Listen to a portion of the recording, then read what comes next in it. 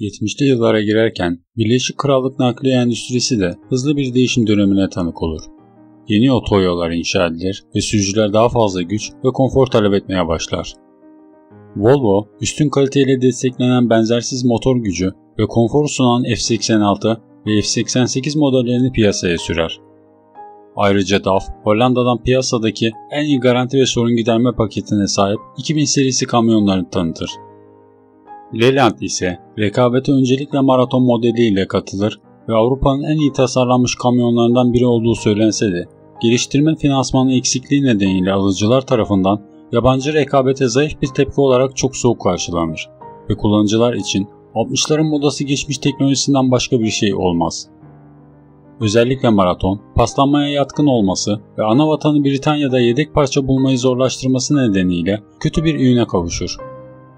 Daha sonra Marathon 2 çok daha iyi ve daha güvenilir olarak piyasaya çıksa da kimse bu kamyonların ve satışlarının hızla düşeceğine inanmaz.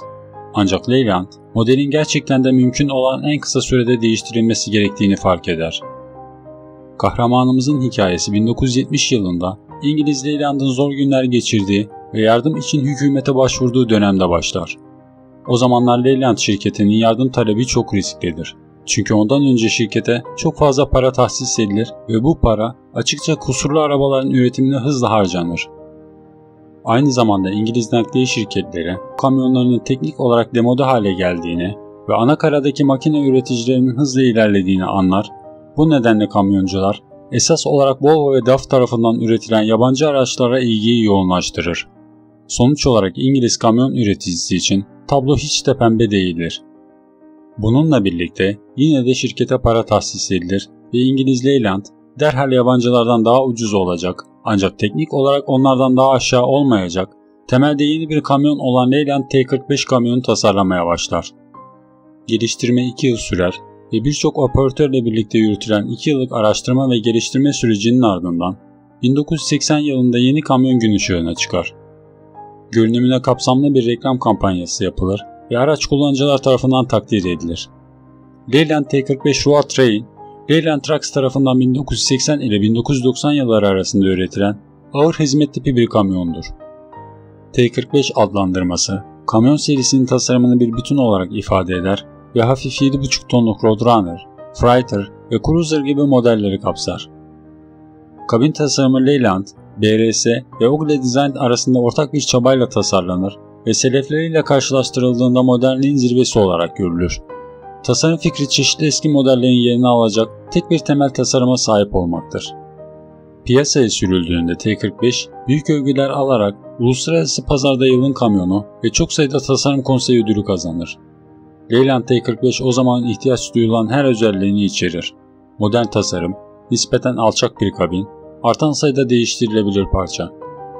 Üretim süreci boyunca motor seçenekleri arasında önceki geçici model maraton serisinden doğrudan devralınan AEC tabanlı TL12, Rolls-Royce Eagle 265 ve 300 ve Spicer ve Eaton şanzımanına bağlı Cummins 290L10 ve 14 litrelik 350 bulunur. T45 serisi o zamanlar Leyland'ın geleceğe dair en büyük umudu olur. Fakat bu seri aynı zamanda bu umutların da sonuncusu olacaktır. Kamyonun kabini de modern ve aynı zamanda konforlu bir şekilde dizayn edilir. Gerekli tüm aletlerin bulunduğu plastik bir panel, rahat bir hidrolik direksiyon simidi ve bir fan, bir kamyon sürücüsü için her zaman gerekli olan ekipmanlar. İngiliz Leyland sonunda T45 kamyonu piyasaya sürmesiyle satışlarının arttığını görür. İçinde 38 ton yük bulunan bir römorku çekebilen kamyon, aynı zamanda İngiltere'ye gönderilen yabancı araçlara karşı 10 yıl boyunca üstünlük sağlar. O zamanlar bu kamyonun lüks bir versiyonu bile üretilir. 6x2 versiyonları temel olarak eski Scammell Trunker'ın şasisi olan bir şasi üzerine yalnızca yüksek kabin formunda üretilir. 1986 yılında ayakta durma alanı olan üst sınıf uzun mesafe kamyonu olan yüksek tavanlı Road Train Interstate tanıtılarak kullanıcılara sunulur. 80'lerin sonuna gelindiğinde her şey sona ermeye başlar.